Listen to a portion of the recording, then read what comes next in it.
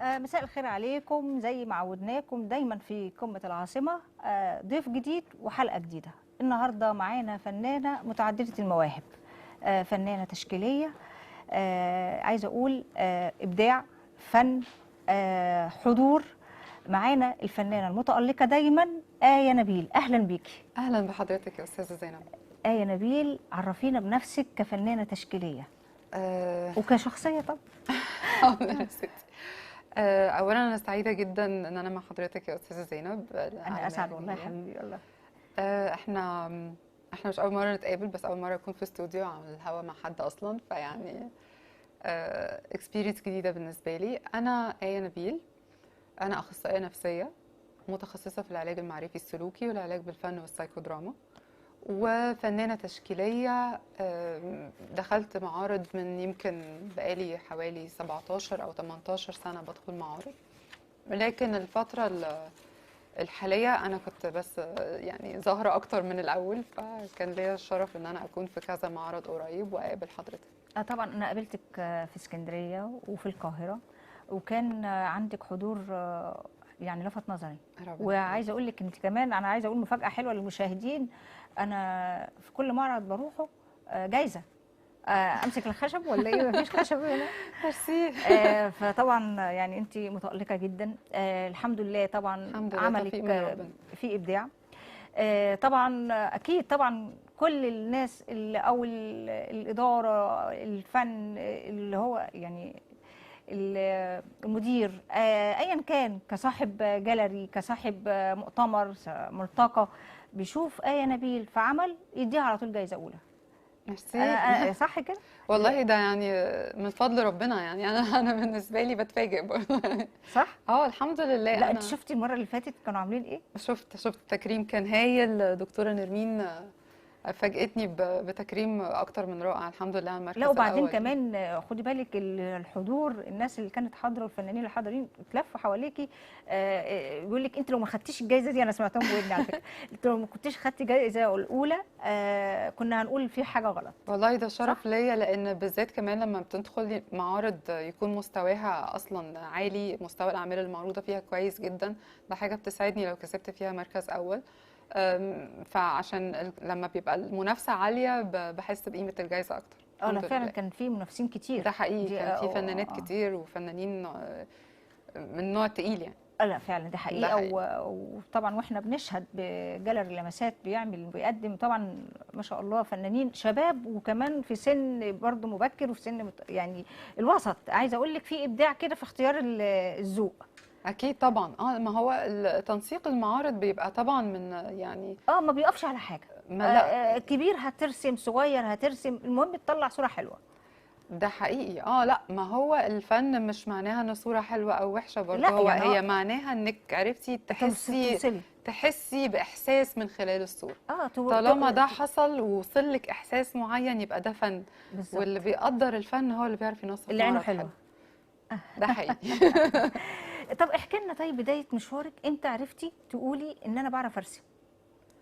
لا، مشوارك بصراحة الحمد لله دي موهبة عندي من وانا صغيرة جدا، ويعني اكتشفناها في سن قبل المدرسة يمكن، بس مش غريبة لأن انا مامتي وبابايا الاتنين ده اللي انا عرفته فنانين. فعلا. فنانين حقيقي طبعا، يعني الاتنين نقول ابن فنانين الوز، ابن تشكيليين. الوز كده عوامه. بالظبط، مهندسين ديكور خريجين فنون جميلة جامعة اسكندرية. طب يبقى لهم حق، ليك حق طبعا، ليك حق. ليهم حق. وبعدين أكيد كان في توجيه من وانا صغيرة طبعا انت كنت في الرسم. بتشوفيهم وهم برضو بيرسموا وكده، فانت طلعتي انت خلاص شايفاهم بيرسموا الرسمه ازاي، الصوره بتقول ايه، ده حقيقي. حركه الفرشه، ده حقيقي. اللون، اختيار اللون. الكتب اللي بتتكلم عن الفن وانواعه كمان يعني وكل ده كمان المكتبه دراسه، يعني بتاعتنا انت كمان كلها. دراسه، يعني انت كمان بتقولي كتب، يعني انت مش موهبه، لا ده انت كمان دراسه. دراسه بس مش اكاديميه في الحته دي، ايوه يعني يعني انا اكاديميا في حته تانية اه بس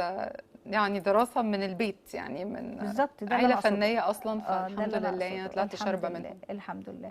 طبعا آية نبيل، انا عايزه اقول احنا معانا تقرير ومعانا جوائز كتير، فعايزين نعرف كل صوره بتتكلم على ايه، وكل صوره بتحكي وبتقول ايه. وطبعا انت هتوصفي لنا بقى امتى كنت بتفكري وانت بترسمي بتقولي ايه حاضر. طبعا لكل صورة كمان حكاية. ده اكيد. طيب الإعداد بيجهز دلوقتي للحلقة، الصور تمام، وإن شاء الله يعني كل صورة في مداخلة معانا. طيب تمام. ألو شيماء معانا. ايوه، مساء الخير. مساء الخير، ازيك؟ الحمد لله. أستاذة شيماء. ايوه. أهلا بيكي. أهلا بيكي. طبعا انت معاكي واحده من احسن الناس الحقيقه. ما أنا عايزة أقول كده. افندم، بقول لك أنا بقول كده، أنا عايزة أقول كده. يعني ما شاء أيوة. الله عليها، هي عندها حضور وعندها إبداع والفن بتاعها بينطق. بصراحه ايوه، غير كده كمان هي بتعرف توصل المعلومه للناس بابسط الطريقه. يعني انا اخدت معاها كذا كورس الحقيقه، يعني انا استفدت فيهم في حياتي الشخصيه بشكل هايل. قد ايه بتبسط المواضيع، وقد ايه متفائله وهي بتشرح الحاجه، وفي اي وقت ممكن الواحد يرجع لها حتى لو خلص الكورس يسالها على حاجه بترد بمنتهى الحرفيه والاهتمام، ويعني حقيقي يعني بتديكي اكتر كمان من المعلومه اللي انت محتاجه تعرفيها، بتشرح لك بشكل فظيع. يعني هي ميرسي يا شيماء. نعم. ميرسي جدا يا شيماء بجد، يعني ده انا يعني احرجتيني بجمال الكلام اللي بتقوليه ده. هي استاذه زينب بتتكلم على شغلي في الكورسز اللي بدرسها، هي حاجات لها علاقه انت اديتيني معلومه برضو قبل الحلقه انك انت في شغل برضو مرتبط بالفن. ده حقيقي، هو كله فن الحقيقه، يعني سواء طيب فن العلاج بالطاقه، احنا فن العلاج دلوقتي في صور.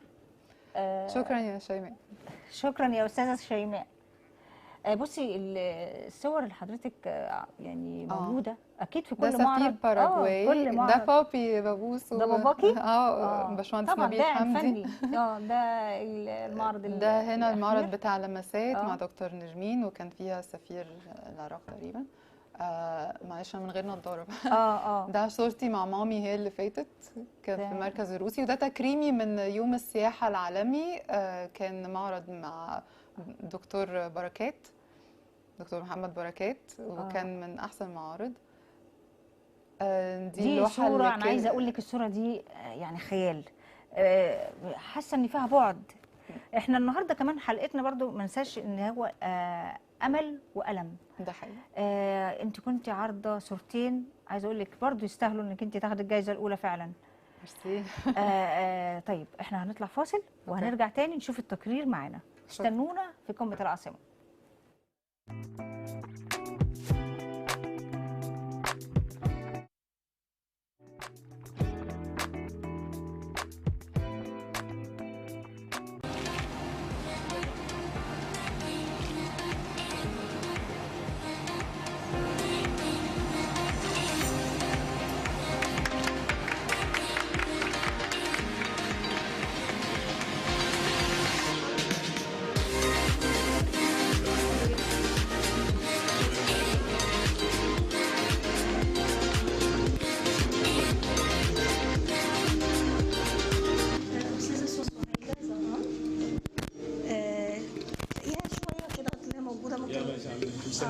باذن الله. باشمهندسه صفاء استاذن حضرتك اتفضلي. اتفضلي باشمهندسه صفاء. اهلا وسهلا.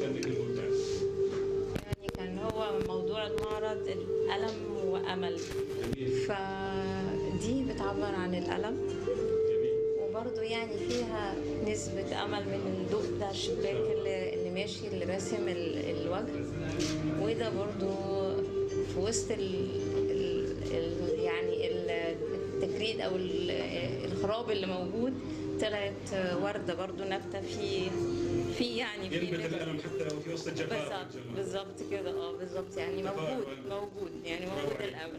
ميرسي. روحك فياضه دائما تلقى العطاء. ميرسي.